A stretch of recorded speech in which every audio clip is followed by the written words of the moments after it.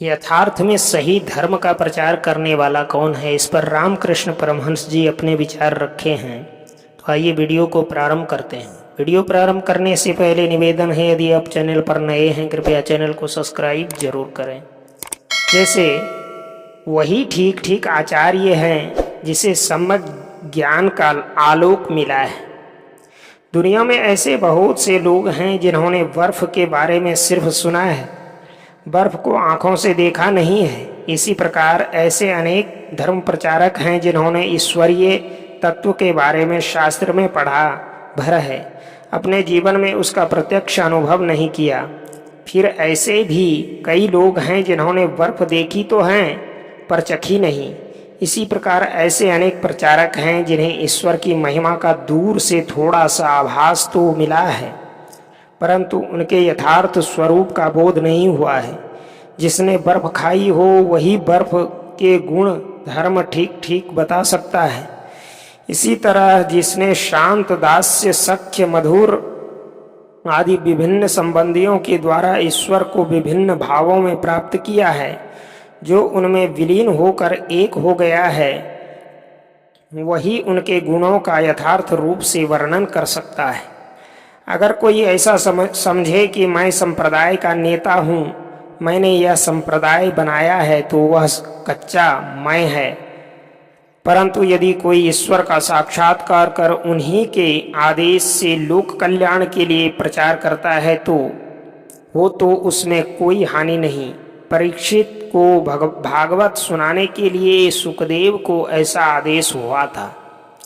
घड़ा अगर पानी से भरा हो तो आवाज नहीं करता। ब्रह्म ज्ञान हो जाने पर मनुष्य चुप हो जाता है, ज्यादा नहीं बोलता।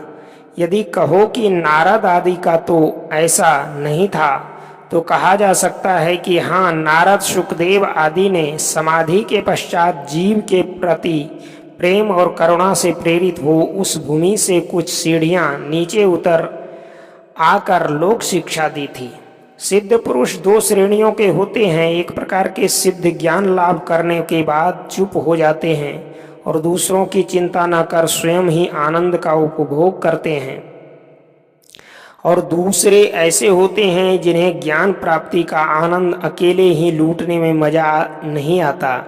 वे सबको जोर से पुकारते हुए कहते हैं, आओ आओ मेरे साथ तुम भी यह आनंद लूटो।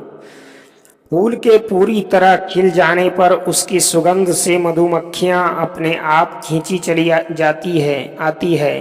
कहीं मिठाई रखी हो तो वहां चींटियां आप ही चली जाती है। इसके लिए उन्हें आमंत्रण नहीं देना पड़ता। इसी प्रकार जब साधक पूर्ण सिद्ध हो जाता है तो उसके पावन चरित्र की मधुर सुगंध चारों ओर फैल जाती है और सत्य प्राप्ति की स्पृहा रखने वाले व्यक्ति अपने आप उसकी ओर आकर्षित होते हैं। उसे उपदेश सुनाने के लिए श्रोता की तलाश नहीं करनी पड़ती।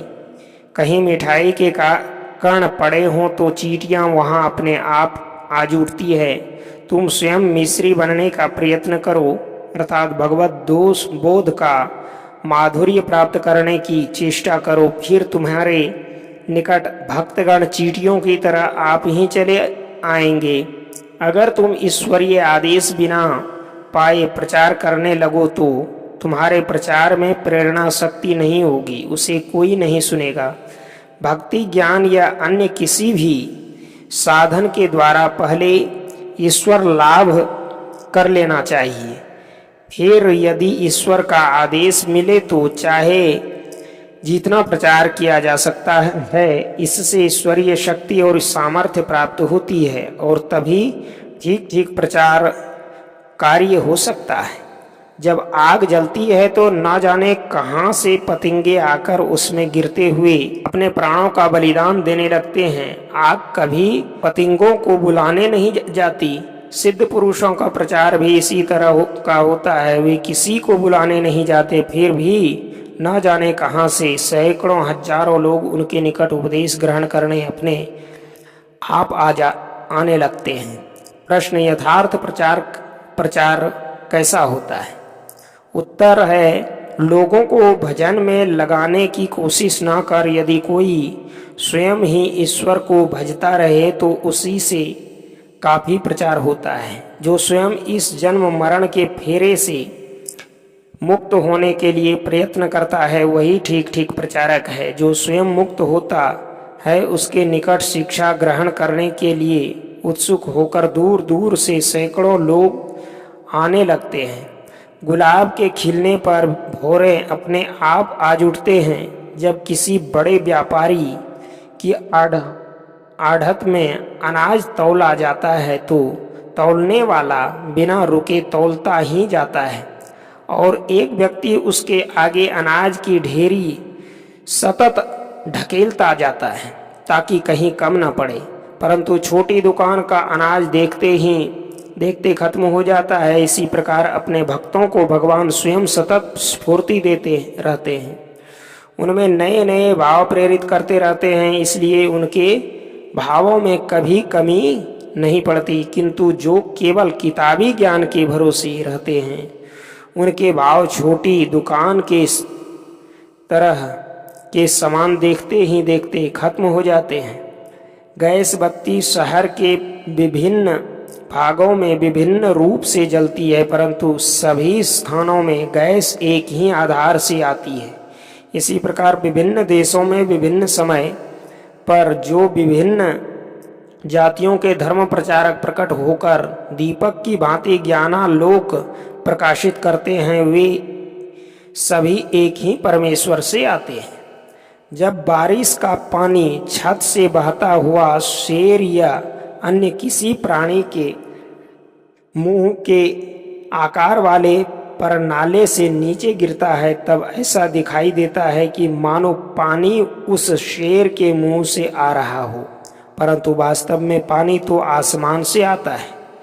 इसी तरह साधु संतों के मुख से जो सत्य या ईश्वरीय तत्व प्रचारित होते हैं वे वास्तव में उनके स्वयं के नहीं होते, वे ईश्वर के ही निकट से आते हैं। प्रिय दर्शकों, वीडियो को लाइक और चैनल को सब्सक्राइब जरूर करें। ऐसे ही ज्ञानवर्धक शिक्षाप्रद बातों को सुनने के लिए वीडियो तब तक के लिए जय